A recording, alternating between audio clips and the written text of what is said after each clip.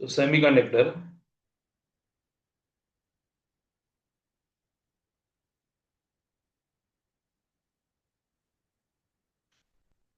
Last class நம்ம இதை பத்தி பேசியிருந்தோம். இதை வந்து நான் டயோட் பத்தி சொன்னேன். So PN junction diode.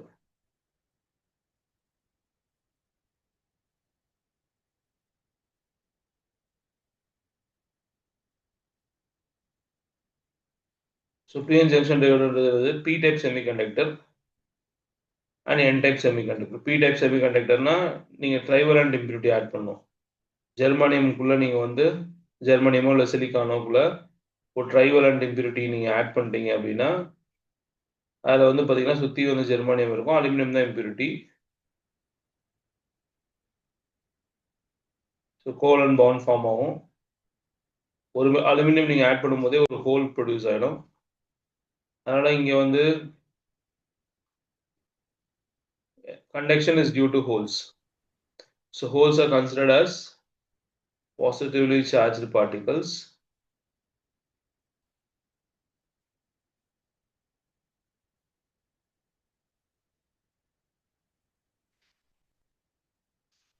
அதே மாதிரி வந்து நீங்க இது வந்து ஹோல்ஸ்னால அப்படின்னால பாசிட்டிவ்லி சார்ஜ் பார்ட்டிகல்னால இந்த semiconductor P type semiconductor. So P type செமிகண்டக்டர்னா என்ன அப்படின்னா ஒரு செமிகண்டக்டர்ல ட்ரைவேலண்ட் இம்பியூரிட்டி ஆட் பண்ணீங்கன்னா அது வந்து கண்டக்ட் பண்ண ஆரம்பிச்சிடும். இந்த ட்ரைவேலண்ட் இம்பியூரிட்டி ஆட் பண்ணா அந்த செமிகண்டக்டர் பேர் தான் பி டைப் செமிகண்டக்டர். நம்ம லாஸ்ட் கிளாஸ்லேயே பார்த்தோம். இதே மாதிரி தான் என் டைப் செமிகண்டக்டருக்கு நீங்கள் வந்து பென்டாவலண்ட் இம்பியூரிட்டி ஆட் பண்ணணும். பென்டாவலண்ட் இம்பியூரிட்டி எக்ஸாம்பிளுக்கு நீங்கள் வந்து பாஸ்பரஸ் ஆட் பண்ணீங்கன்னா அது வந்து ஒரு பென்டாவலண்ட். அதை நீங்கள் வந்து ஒரு ஜெர்மானியம்குள்ளேயோ இல்லை சிலிக்கானுக்குள்ளேயோ ஆட் பண்ணிட்டீங்க, ஜெர்மானியம் ஷீட்குள்ளே ஆட் பண்ணிட்டீங்க. அப்போ என்னாச்சுன்னா எல்லா சைட்லையும் ஜெர்மானியம் கூட பாண்டில் இருக்கும். பட் ஒரு இடத்துல மட்டும் பாண்ட் ஃபார்மேஷன் இருக்காது. ஸோ இது எனக்கு free electron. So trivalent impurity add பண்ணோன்னா எனக்கு ஃப்ரீ எலக்ட்ரான் வந்துச்சு. இந்த ஃப்ரீ எலக்ட்ரான் தான் ரெஸ்பான்சிபிள் ஃபார் கண்டக்ஷன். ஸோ எலக்ட்ரானால கண்டக்ஷன் வரதுனால இதை நம்ம என்ன செய்வோம்னா N type semiconductor, negative type செமிகண்டக்டர்னு சொல்லுவோம். ஸோ என்ன நெகட்டிவ் ஃப்ரீ எலக்ட்ரான்ஸ் அதனால கண்டக்ஷன் வரதுனால negative type N type semiconductor. So N type semiconductor வந்து யாருனால கண்டக்ட் பண்ணுது மெயினா அப்படின்னா இந்த ஃப்ரீ எலக்ட்ரான்ஸ்னால. இதான் majority charge carrier in N type semiconductor. Majority charge carrier. மியூட்ல போடுங்க எல்லாரும். கேட்டா பதில் சொல்லணும். அரை மணி நேரம் யோசிக்கணும்.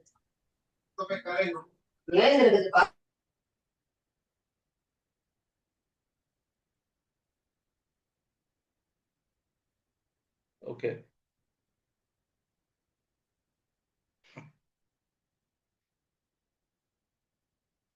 ஸோ இங்க வந்து மெஜாரிட்டி சார்ஜ் கேரியர்ஸ் வந்து electrons.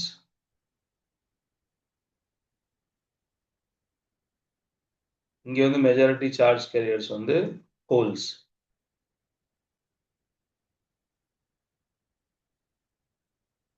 Majority charge carriers are holes. So இது எல்லாமே நம்ம லாஸ்ட் கிளாஸ்ல பார்த்தோம்.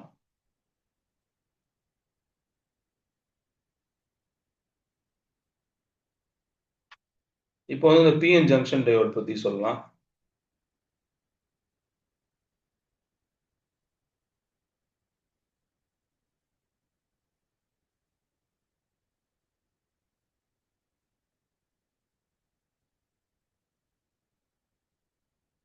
Okay, PN junction diode.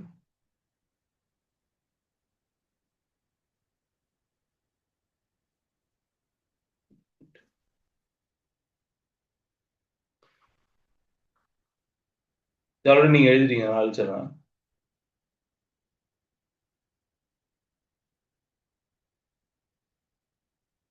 Last class diagram வந்ததுன்னா ஒரு பி டைப் செமிகண்டக்டரையும் நீங்கள் ஒரு n டைப் செமிகண்டக்டரையும் ஃபேப்ரிகேட் பண்ணீங்கன்னா ஒரு ஜங்ஷன் வருவீங்க.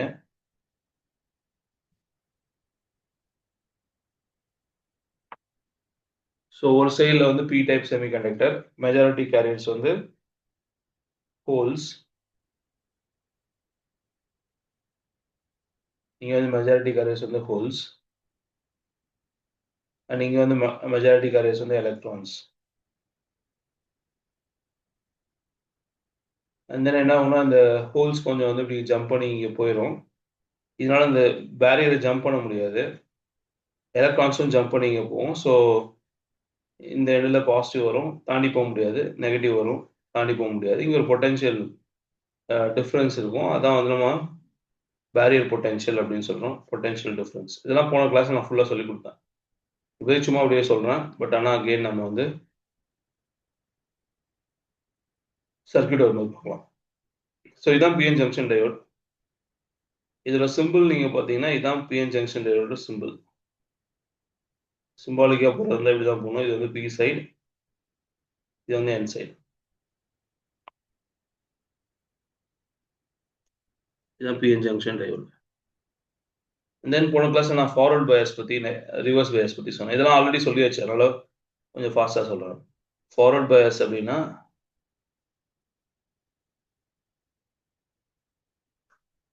நீங்கள் P side of the diode எடுத்து போய் பாசிட்டிவ் ஆஃப் த பேட்டரியில் கனெக்ட் பண்ணீங்கன்னா அது ஃபார்வர்ட் பயாஸ். ஸோ இது பி சைடு, இது என் சைடு. பி சைடு எடுத்து போய் பேட்டரியோட பாசிட்டிவில் கனெக்ட் பண்ணி என் சைடு எடுத்து போய் பேட்டரியோட நெகட்டிவ்ல கனெக்ட் பண்ணீங்கன்னா இந்த கண்டிஷன் பேர் தான் ஃபார்வர்ட் பயாஸ் கண்டிஷன்.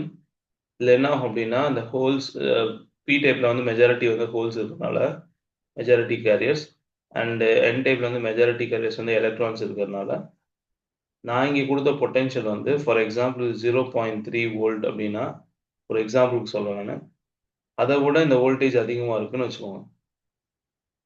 அப்போ என்ன ஆகும்னா இந்த பாசிட்டிவ் வந்து இங்கே இருக்க எல்லா பாசிட்டிவும் ரிப்பல் பண்ணும். ஸோ அதனால் இந்த பாசிட்டிவ் வந்து அப்படியே இங்கே ஜம்ப் பண்ணும். ஏன்னா பொட்டென்ஷியல் நான் கொடுத்தது அதிகமாக இருக்குது 0.3 வோல்ட்டோட. ஸோ ஜம்ப் பண்ணி அந்த பக்கம் போகும். சிமிலர்லி இந்த நெகட்டிவ் இருக்குல்ல, negative of the battery repels the negative charges. இதுவும் இப்படி ஜம்ப் பண்ணி இங்கே போகும்.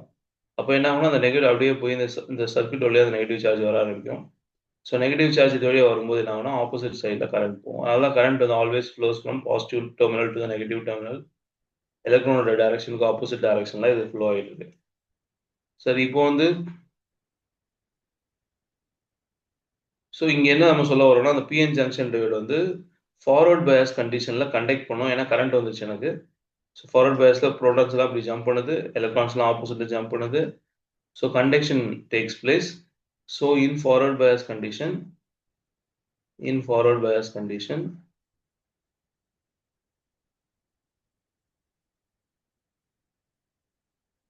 PN junction diode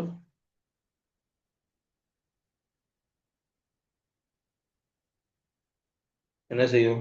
conducts.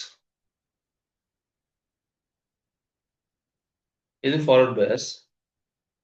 இதே ரிவர்ஸ் பயாஸ்ல கண்டக்ட் பண்ணாது. அது ஏன் நான் பார்க்கலாம். ரிவர்ஸ் பயாஸ்னா என்னென்ன நீங்க எதுவுமே எழுத வேணாம், கவனிச்சா போதும். லாஸ்ட்ல எழுதிக்கலாம். ஸோ ரிவர்ஸ் பயாஸ் அப்படின்னா P side of the diode எடுத்துட்டு போய் நெகட்டிவ் ஆஃப் த பேட்டரியில கனெக்ட் பண்ணுங்க. P side, N side. If P side is connected to the negative of the battery, N side is connected to the positive of the battery. The condition is reverse bias condition.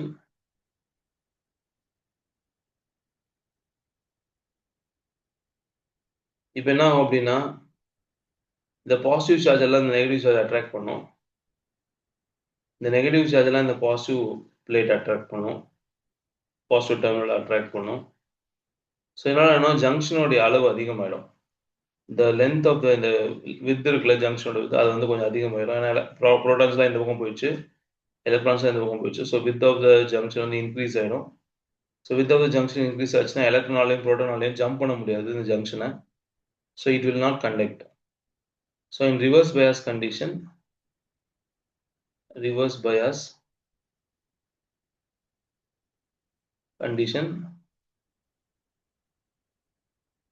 diode will not conduct. In reverse bias condition, diode will not conduct. இது 2 point தெரிஞ்சாலே போதும். நம்ம வந்து அடுத்து அந்த rectifier பத்தி தெரிஞ்சுக்கலாம். இந்த 2 பாயிண்ட் தெரியும். ஃபார்வர்ட் பயாஸ்ல அது கண்டக்ட் பண்ணும், ரிவர்ஸ் பயாஸ்ல அது கண்டக்ட் பண்ணாது. Okay Sir, can you next இந்த repeat why PN it does not conduct? என்னமா அது ஏன் கண்டக்ட் பண்ணாதுன்னு திருப்பி சொல்றீங்க? அது ஏன் கண்டக்ட் பண்ணாது அப்படின்னா ம் இந்த பேரியரோட அளவு பேரியரோட இது வந்து அதிகமாயிடுது.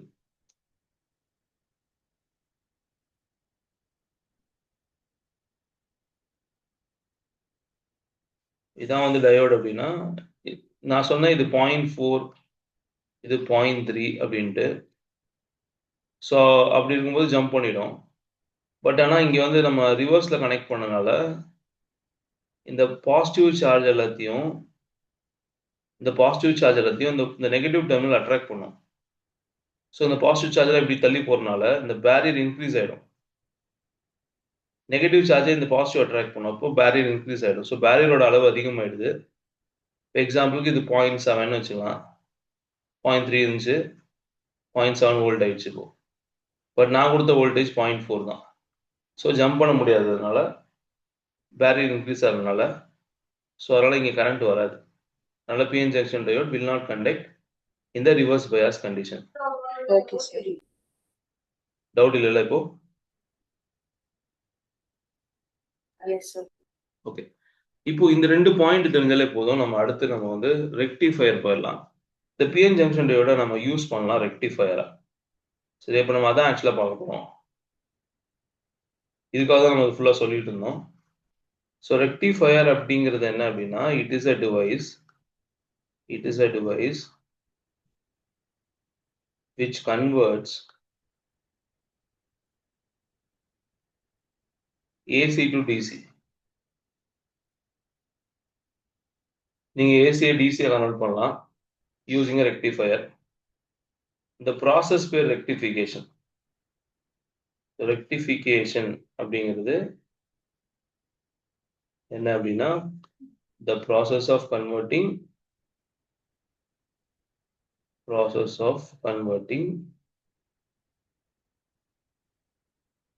AC to DC. இதான் ரெக்டிஃபிகேஷன் அப்படிங்கிறது. ஸோ இதில் ஹாஃப் வேவ் ரெக்டிஃபயர் அப்படின்னா என்னது? பழைய காலத்துல வந்து அவங்க வந்து இந்த ஏசியை டிசியா கன்வெர்ட் பண்ண ட்ரை பண்ணாங்க. ஆக்சுவலா ஏசி எப்படி இருக்கும் நம்மளுக்கு தெரியும், இந்த மாதிரி இருக்கும். இப்படி இருந்தா ஏசி டைரக்ஷன் மாறிட்டே இருந்துச்சுன்னா சேம் டைரக்ஷன் இருந்தா டிசி. ஆக்சுவலா இப்போ உள்ள டிசியை நம்ம இப்படிதான் வச்சிருக்கோம், இதான் ஆக்சுவலா டிசி.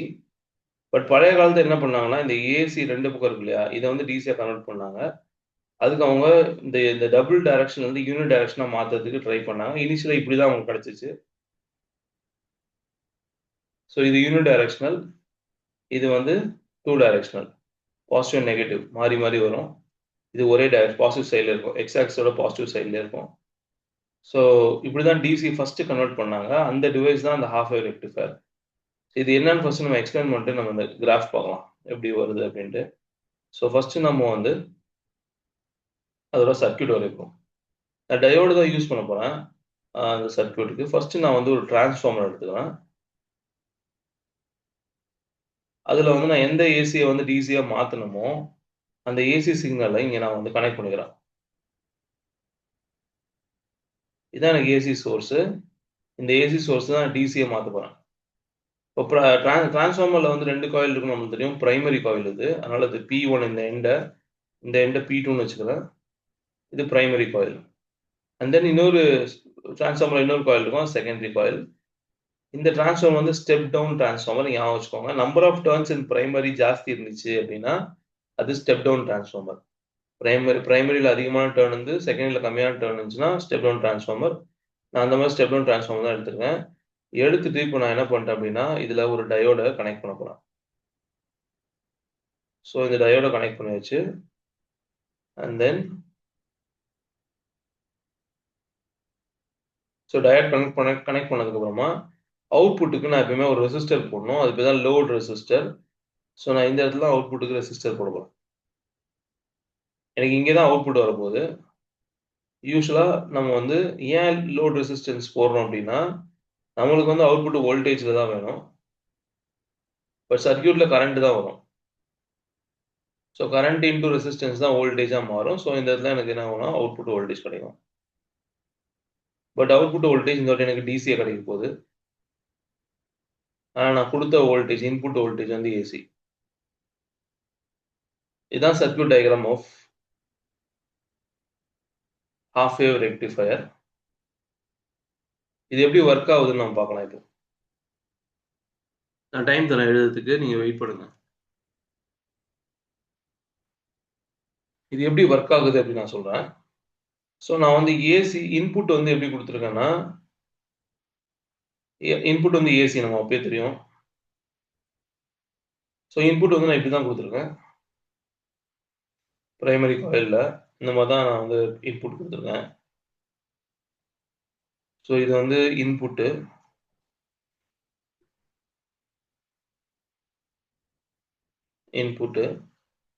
அண்ட் தென் இது வந்து நான் இப்போ வரைய போகிறது வந்து அவுட்புட்டு.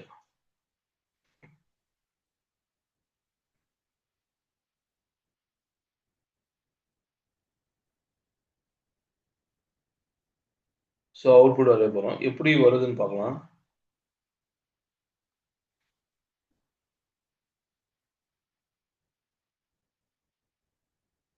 இதுக்கு நேரம் கோடு போடுறேன்.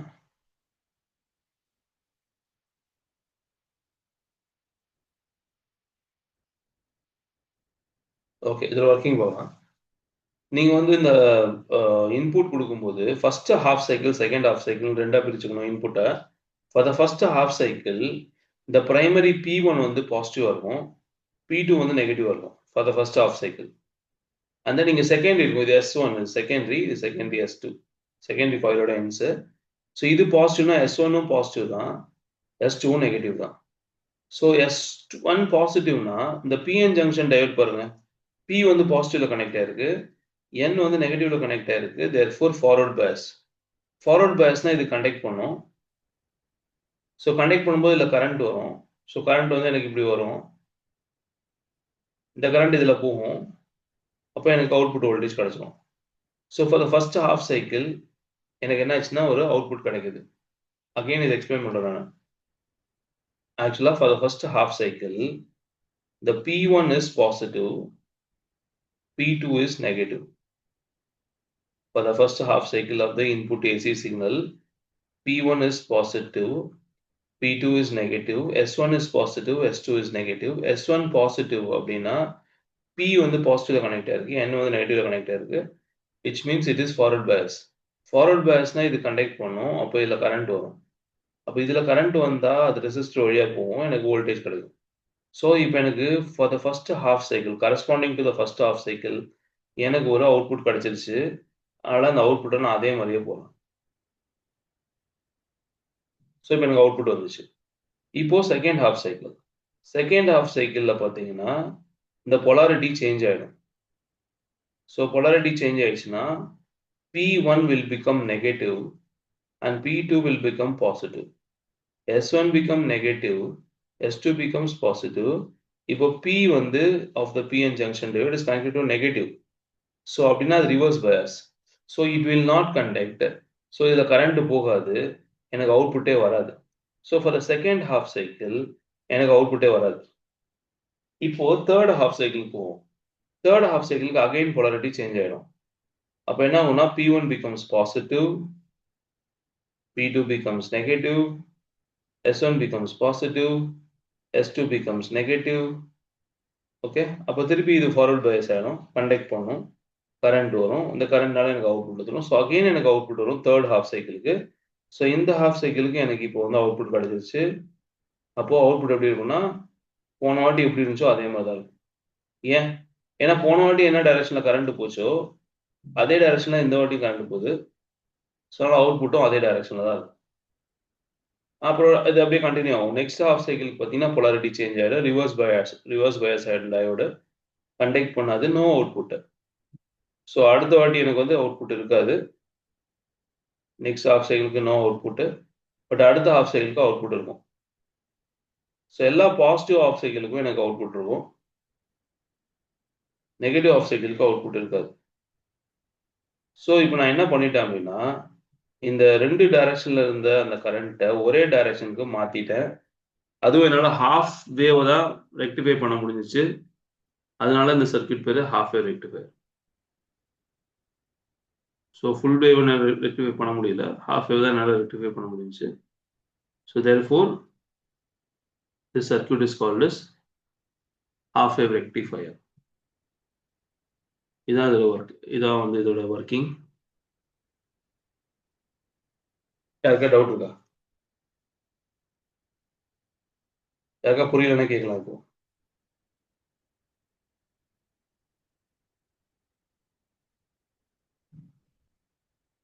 டவுட் இல்லையா? ஓகே, நீங்கள் இதை காப்பி பண்ணுங்க, நம்ம நோட்ஸ் எழுதலாம். அதுக்கு இதை நம்ம அந்த சாப்டர் நடத்துகிற மாதிரி வச்சுப்போம்.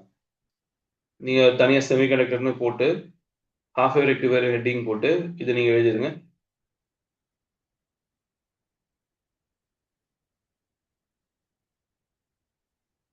செமிகண்டக்டர்னு போட்டு எழுதுங்க.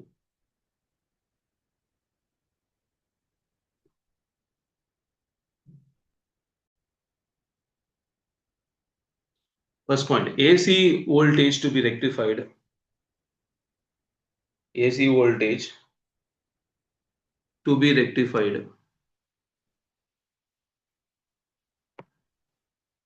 AC voltage to be rectified is connected to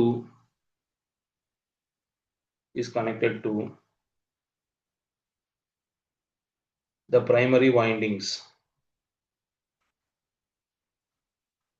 AC voltage to be rectified is connected to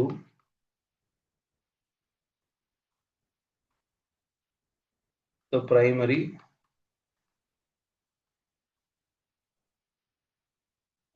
ends னு வச்சுக்கலாம், இல்லை வைண்டிங்ஸ்னு கூட சொல்லலாம், இல்லை ends னு வச்சுக்கலாம். Primary ends P1 P2 of a என்ன transformer, step down transformer.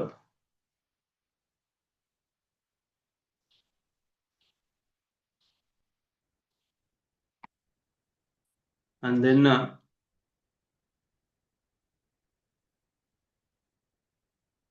a PN junction diode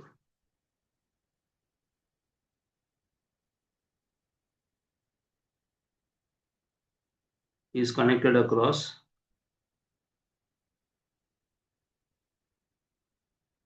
the secondary ends.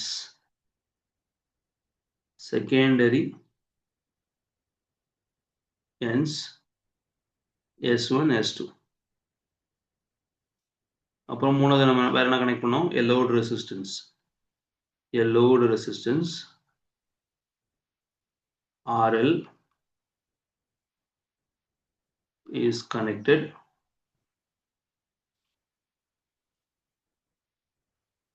across which the output DC voltage is obtained. இதான் அதோட இன்ட்ரோடக்ஷன். ஸோ எப்படி ஒர்க் ஆகுது அப்படின்னா,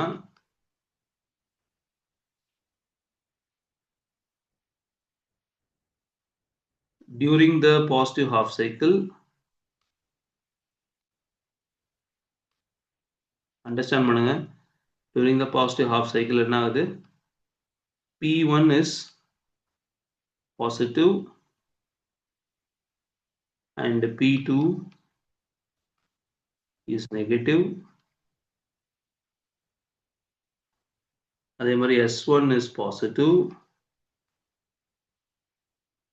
and S2 is negative. So இதனால என்னாச்சு, diode forward bias ஆச்சு.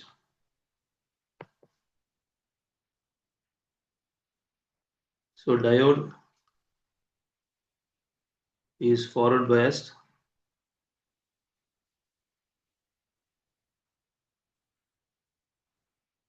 and conducts.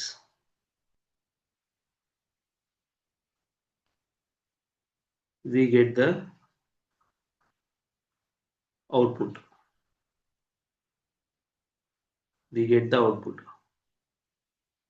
Next, first நான் சொல்றது கவனிங்க, அப்புறம் எழுதலாம், டைம் தரேன். ஸோ ஃபர்ஸ்ட் டயோடு வந்து ஃபார்வர்ட் பயாஸ் ஆயிடுச்சு, அதனால நம்மளுக்கு அவுட்புட் கிடச்சிருச்சு. இதே வந்து during negative half cycle,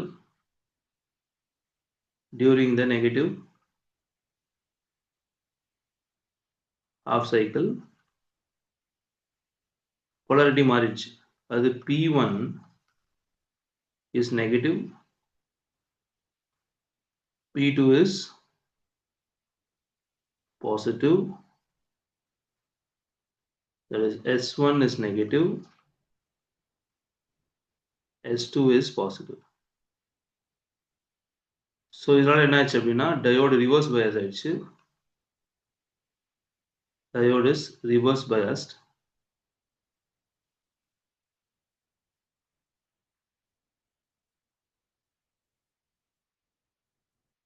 And do not conduct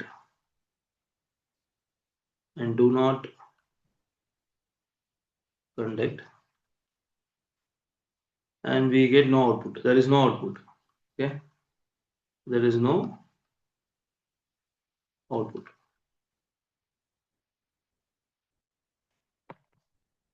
So இது என்ன ஆகும்னா கண்டினியூ ஆகும் for further half cycles.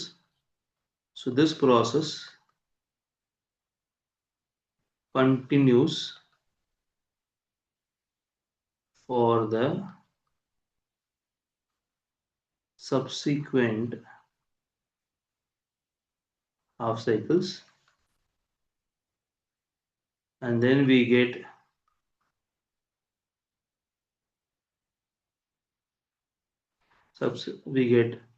an unidirectional output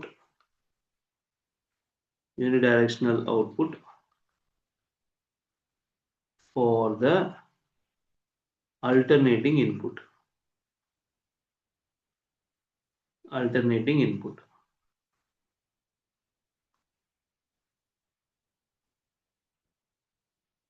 And last point என்னன்னா, since நமக்கு தெரியும் half wave தான் rectify ஆயிடுச்சு, only half wave of AC is rectified. This circuit is called as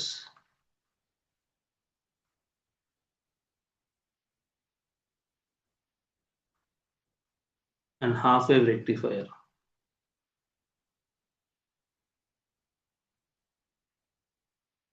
இதான் வந்து working of half wave rectifier. And in the process தான் half wave rectification. இந்த டவுட்னா இப்ப கேட்கலாம், இல்லைன்னா நீங்க கால் பண்ணுங்க.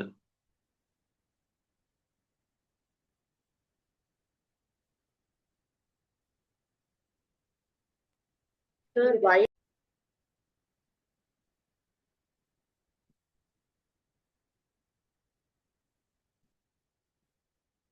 So இதான் circuit for full wave rectifier. And then இதான் வந்து input output waveforms. Explanation copy பண்ணிடுங்க.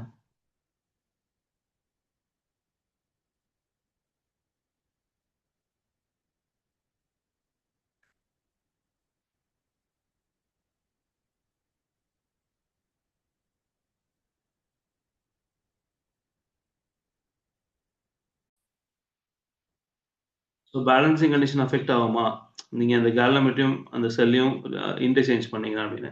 ஸோ 23 பேசிக்கலாக பார்த்தீங்கன்னா அந்த ஃபண்டமெண்டல் லாவை தான் கேட்டிருக்காங்க. என்ன fundamental Lana I1 is equal to I2 plus I3. இது என்னன்னு தெரியும், ஒரு ஜங்ஷனில் நீங்கள் வந்து I1 is equal to I2 plus I3ன்ற ரிலேஷன் வரதுக்கு சான்ஸ் இருக்குது. ஸோ கிர்ச்சாஃப்ஸ் கரண்ட் லா தான் ஃபர்ஸ்ட் லா. ஸோ அதை எக்ஸ்பிளைன் பண்ண சொல்கிறாங்க. அதுக்கப்புறம் அவங்க செகண்ட் கொஸ்டின் என்ன கேட்குறாங்கன்னா, explain the validation of law of conservation of energy in Kirchhoff's voltage லான்னு கேட்குறாங்க. கிர்ச்சாஃப்ஸ் வோல்டேஜ்ல வந்து கன்சர்வேஷன் ஆஃப் எனர்ஜி பற்றி தான் பேசுது. அது எப்படி அப்படின்னு அவங்க கேட்குறாங்க. இந்த வாட்டி இதை வேற மாதிரி கேட்குறாங்க, டைரெக்டாக கேட்காம. ஸோ ஃபர்ஸ்ட் வந்து டைரக்ட் கொஸ்டின் கிர்ச்சாஃப்ஸ் கரண்ட் லா. ஸோ ஃபர்ஸ்ட் நம்ம அதை எக்ஸ்பிளைன் பண்ணலாம். ஃபர்ஸ்ட் நம்ம ஒரு சர்க்யூட் வரையலாம். அவங்க என்ன சொல்றாங்க அப்படின்னா, ஒரு current I1 and then for example அது இப்படி ஸ்ப்ளிட் ஆயிடுச்சு. அப்போ நமக்கு தெரியும் இது வந்து இது I1, இது I2, இது I3. ஸோ இது ஜங்ஷன் வச்சுக்கலாம். at junction O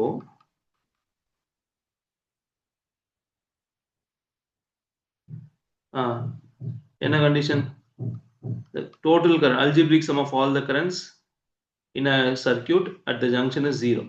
The algebraic sum of all the currents at a junction in a circuit is 0. Current flowing towards na positive, current flowing away from the negative, away na negative. So I1 வந்து positive ஏன்னா towards the junction அது flow ஆகுது. Junction O தான். Towards the junction தான் positive, away push na negative. So minus I2, minus I3 equal to 0. இதான் வந்து அந்த KCL. So நான் வந்து apply KCL, current, Kirchhoff's current law at junction 1 போடுறேன். ஸோ அப்போ என்ன ஆச்சு அப்படின்னா இந்த ரிலேஷன் கிடைச்சிச்சு. இப்போ I1 is equal to அப்போ என்னன்னா I2 plus I3. இதான் அவங்க கொடுத்துருக்காங்க, இந்த ரிலேஷன் தான் அவங்க கொடுத்துருக்காங்க. ஸோ திஸ் ரிலேஷன் ஈக்குவேஷன் 1 வச்சுக்கலாம். So equation 1 is obtained by Kirchhoff's current law. But இந்த லாவோட ஸ்டேட்மெண்ட் கேட்டிருக்காங்க, அதனால நான் ஸ்டேட் பண்ண போறேன்.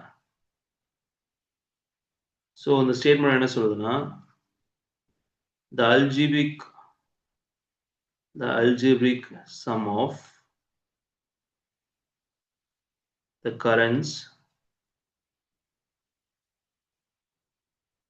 meeting, the algebraic sum of the currents meeting at any junction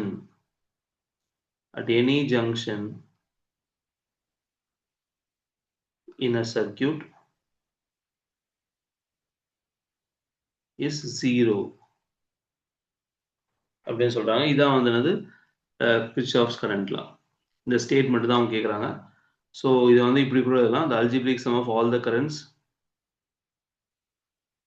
in a circuit is 0. இது வந்து வெறும் ஜங்ஷன்ல மட்டும் தான். So at junction the algebraic sum of all the currents will be equal to 0. இதான் வந்து shortest form of KCL. Next second கொஸ்டின்ல அவங்க என்ன கேட்குறாங்க அப்படின்னா law of conservation of எனர்ஜியை எப்படி KVL வந்து சாட்டிஸ்ஃபை பண்ணுது அப்படின்னு அவங்க கேட்குறாங்க. நம்மளுக்கு தெரியும் KVL வந்து என்ன சொல்லுது அப்படின்னு. KVLனா Kirchhoff's voltage law. Kirchhoff's voltage law. So இந்த லா ஃபர்ஸ்ட் நம்ம ஸ்டேட் பண்ணுறதா இருந்தால் ஒரு சர்க்யூட் வரைஞ்சிக்கலாம். இது ஒரு battery of EMF E1 and then இங்கே ஒரு ரெசிஸ்டர் இருக்குன்னு வச்சுக்கலாம். அண்ட் தென் இங்கே ஒரு பிரான்ச் இருக்கு, இங்கே ஒரு பேட்டரி இருக்கு. இந்த மாதிரி சர்க்யூட் நான் வரைஞ்சிட்டேன். இது R1, இது R2ன்னு வச்சுக்கலாம். ஃபார் எக்ஸாம்பிள் இங்கே இந்த I1 கரண்ட் வருது, அப்படியே இங்கே வருது. ஸோ இங்கே என்ன ஸ்ப்ளிட் ஆகிடும், I2, I3. ஸோ நீங்கள் என்ன பண்ணீங்கன்னா ஃபர்ஸ்ட் இதை லேபிள் பண்ணிப்பீங்க ABCD E அப்படின்னு EF. ஸோ ஃபர்ஸ்ட் நான் வந்து ஒரு சர்க்யூட் எடுத்துக்க போகிறேன். இந்த க்ளோஸ் சர்க்யூட்டில் மட்டும் தான் அப்ளை பண்ண முடியும். ஸோ அப்ளை KVL இன் AFEDA. இதில் அப்ளை பண்ணுறேன். ஃபர்ஸ்ட் ஏலேருந்து எஃப்க்கு நான் போகிறேன். ஸோ எப்படி அப்ளை பண்ணணும், ஏலேருந்து எஃப்க்கு போனால் ஏலேருந்து எஃப்க்கு போகிறோம். கரண்ட்டுக்கு நீங்கள் ஆப்போசிட் டைரக்ஷனில் போகிறீங்க அப்படின்னா ஒரு ரெசிஸ்டர் இருந்தால் வோல்டேஜ் ட்ராப் நெகட்டிவ் போனால் இங்கே ரெசிஸ்டரே இல்லை, அதனால் விட்டுருங்க. பட் நீங்கள் பேட்டரியை கிராஸ் பண்ணும்போது எப்படி கிராஸ் பண்ணுறீங்க, ஃப்ரம் பாசிட்டிவ் டு நெகட்டிவ் தான் கிராஸ் பண்ணுறீங்க. அதனால் இந்த பேட்டரியோட EMF வந்து பாசிட்டிவ். ஸோ நீங்கள் என்ன பண்ணுவீங்கன்னா EMF ப்ளஸ்ன்னு போட்டுப்பீங்க E1. ஸோ ஏக்கு அப்புறம் எஃப்க்கு வந்தாச்சு, அப்புறம் ஈக்கு போகணும். ஸோ ஈக்கு போகும்போது நீங்கள் பார்த்தீங்கன்னா இந்த டைரக்ஷனில் போகிறீங்க, கரண்ட்டுக்கு ஆப்போசிட்டில் போகிறீங்க நீங்கள். அப்போ இங்கே இருக்க வோல்டேஜ் ட்ராப் வந்து நெகட்டிவ். ஸோ வோல்டேஜ் ட்ராப்னா I into R. So voltage drop is negative I to R2 and then ஈக்கு அப்புறம் டிக்கு போகிறீங்க ஆப்போசிட் டைரக்ஷனில். பட் இங்கே எந்த ரெசிஸ்டருமே இல்லை, அதனால் ஒன்றும் பிரச்சனை இல்லை, அப்படியே விட்ருங்க. அப்புறம் இங்கே வரும்போது பார்த்தீங்கன்னா நீங்கள் கரண்ட்டுக்கு ஆப்போசிட் டைரக்ஷனில் போகிறீங்க I1. ஸோ இங்கேயும் வோல்டேஜ் ட்ராப் நெகட்டிவ் தான். So minus I1 R1 is equal to 0. So இப்போ நான் என்ன பண்ணேன் அப்படின்னா எல்லாத்தையும் வோல்டேஜ் தான், இது இஎம்எஃப்பும் வோல்டேஜ் தான், இது வந்து ரெசிஸ்டர் R2ல இருக்க வோல்டேஜ், ரெசிஸ்டர் R1ல இருக்க வோல்டேஜ், எல்லா வோல்டேஜும் ஆட் பண்ணேன், டோட்டல் வேல்யூ 0 வந்துச்சு.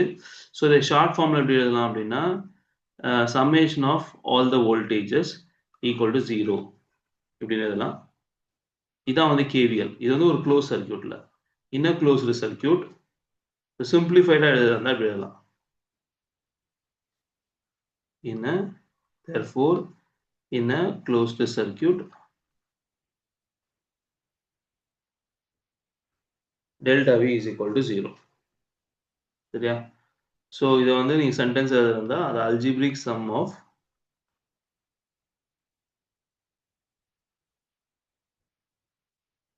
all the voltages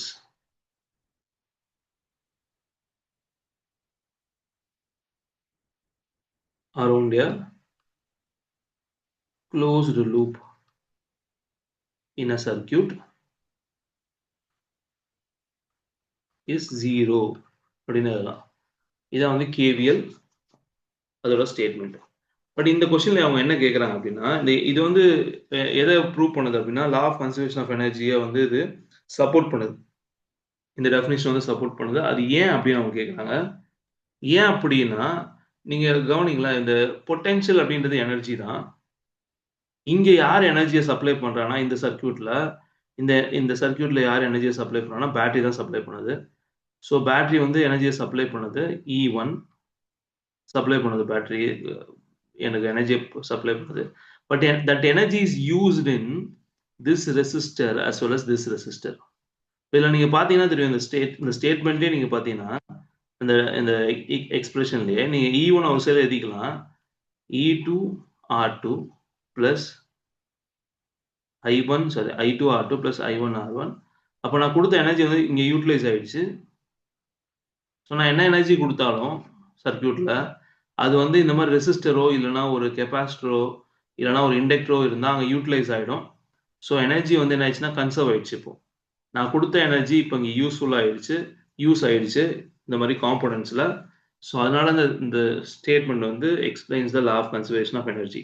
ஸோ நான் இது எப்படி சொல்ல போகிறேன் அப்படின்னா பாருங்கள், இது எப்படி எக்ஸ்பிளைன் பண்ணுது அப்படின்னு பார்க்கலாம். Law of conservation of energy, law of conservation of energy.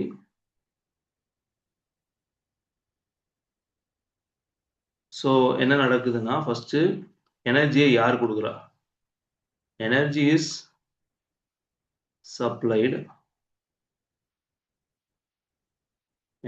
supplied by the source.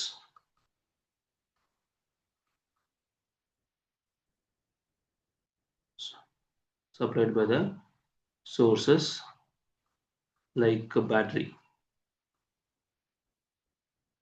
Energy is supplied by the sources like battery. Okay, and it is used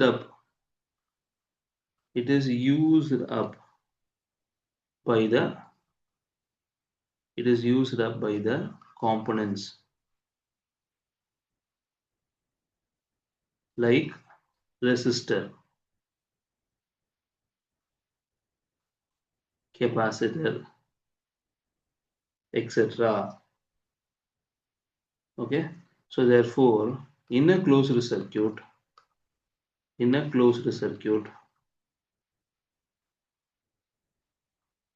என்னன்னா total energy gained எப்படி gain பண்ணோம்? from the battery is equal to total energy lost. எப்படி loose பண்ணோம்? by the component. the component என்ன பண்ணுச்சுன்னா அந்த energy எடுத்துக்கிச்சு.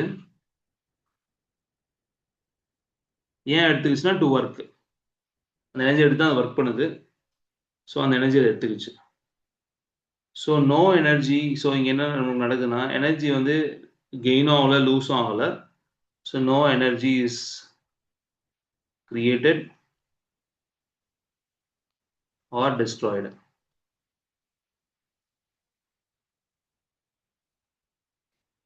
So it is transformed. Actually, it is just, என்ன நடந்திருக்குன்னா, it is just transformed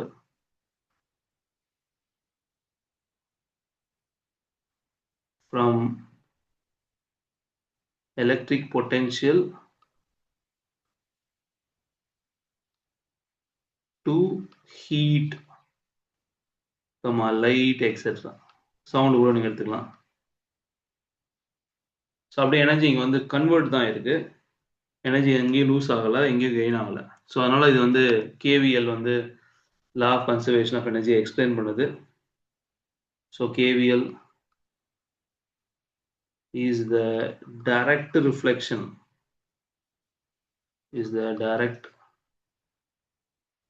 reflection of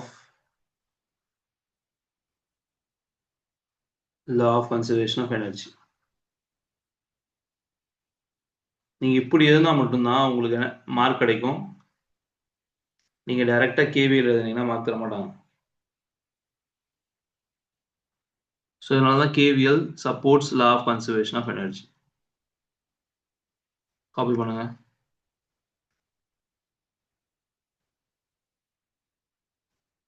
கண்டிப்பா print out எடுத்து வச்சிருங்க நான் கொடுத்த அந்த இதை கொஸ்டினை.